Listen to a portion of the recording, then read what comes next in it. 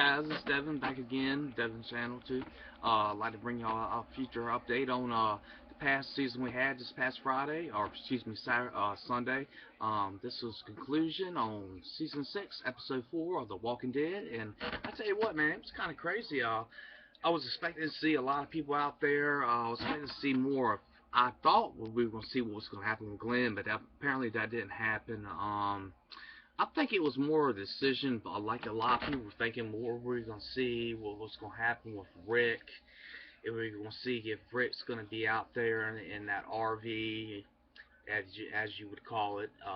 Is he going to be in there for, a season, or episode 2 or 3, or 3 seasons, or 3 episodes?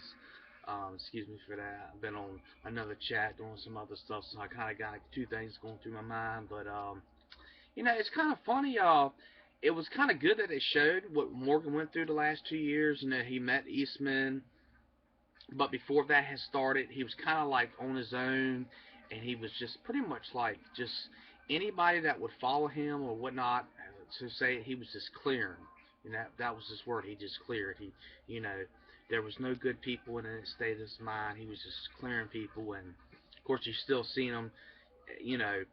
I think before he had actually met Eastman, he was, sharpening big tree trunks or stakes of limbs and building up so that when the zombies come in, they would fall into it, and get stuck and everything, and he would hit them in the head, whatever, and then go out and bury them. It's kind of funny though, because you think about it. It was, I think it was episode 1 or 2.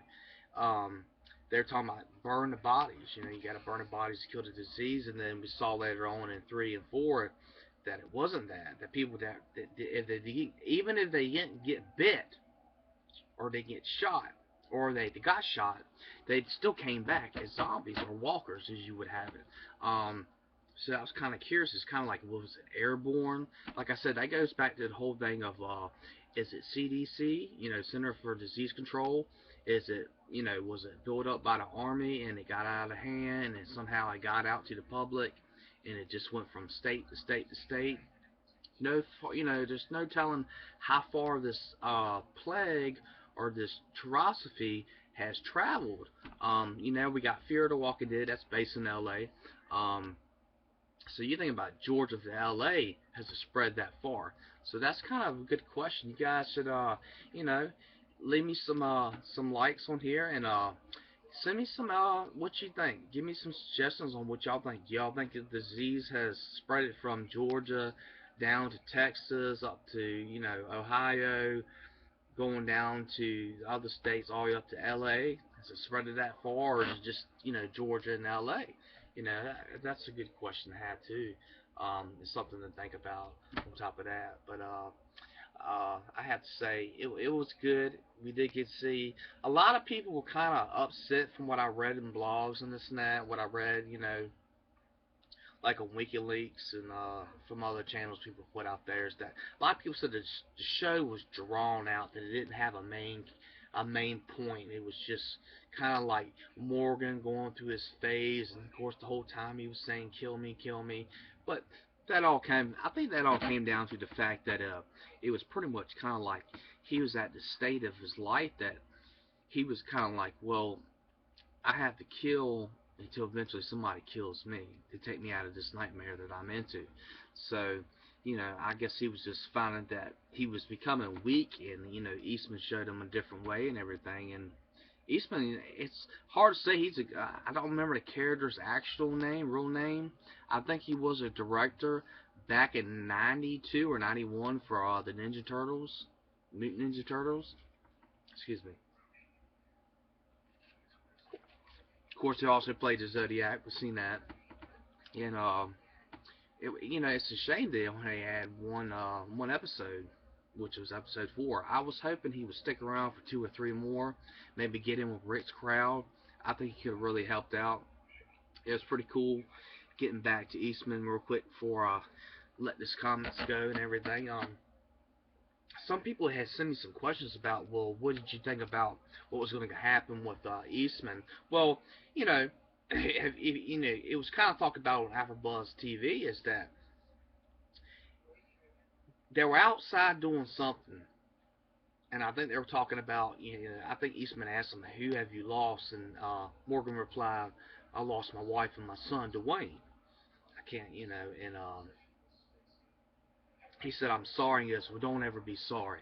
He said the same thing. Of course, he said before, like when he told Rick's son, don't ever be sorry. That was in season 1, and it kind of went on from there, and then they were kind of standing there doing something. I think they were actually practicing with the staff and showing moves and everything. And the zombie come up and everything, and he kind of stood there and he kind of froze and kind of looked around and kind of went into a daze because I guess he realized that was the guy he strangled and everything, and kind of just blacked out for a minute. And you see Eastman running up behind him in slow motion, kind of turn him around. As he did that, he got bit.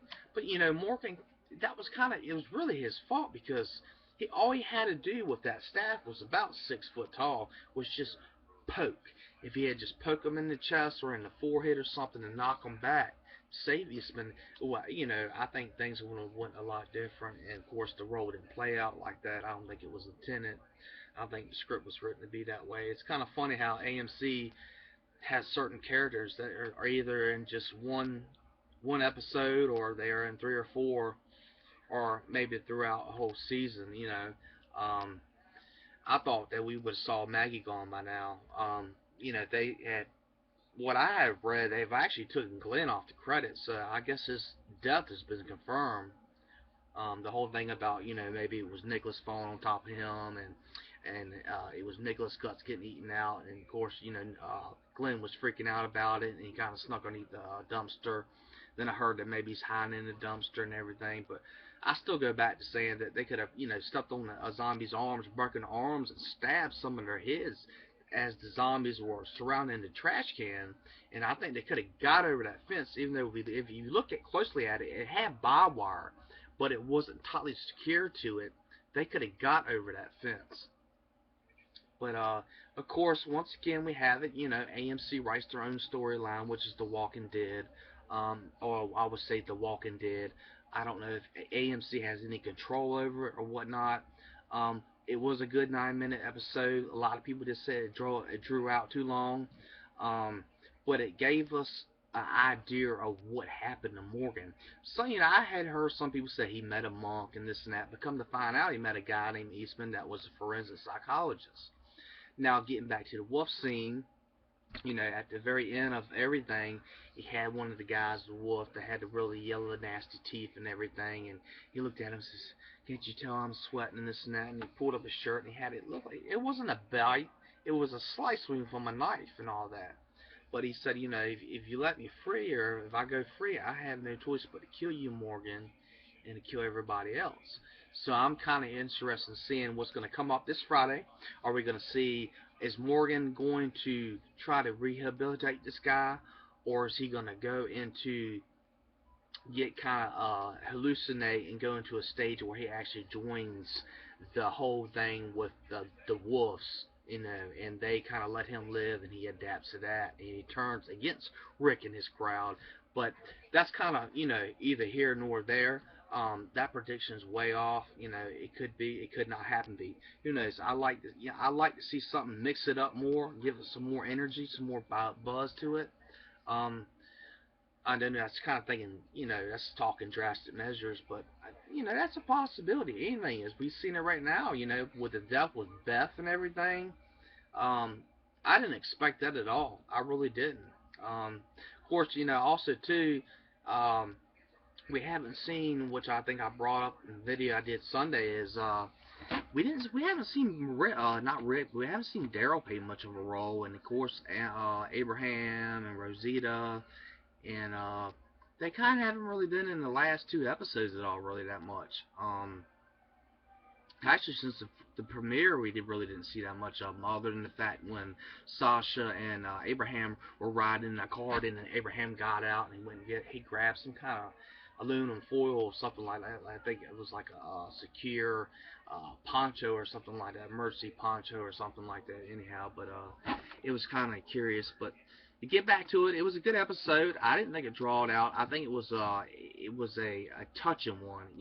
He learn and change Morgan from kind of being this killer to kind of, giving him to calm down, and and see the difference in different things, and the difference between having to kill people and not kill people. That, the whole story baseline was that all life is precious. Of course, you've heard him say that to Rick several times, that all life is precious, this and that. That's why he did at Alexandria when the wolves attacked and everything. He really didn't want to kill. He beat up and helped defend and save. But he told that one guy, you need to leave. If you keep leaving, living like this, you're gonna die. So, it's one of those questions. It's kind of curious to see what's gonna go on with Rick and this and that, and what's gonna happen. And I think this this weekend we'll see what's gonna go on with Rick. And I think it's gonna drag on from there. I think we'll start seeing more of. Well, now that Glenn's been written off the credits, I really do confirm his death to get back on that. Um, but I think now, and of course, Nicholas is gone, Carter's gone.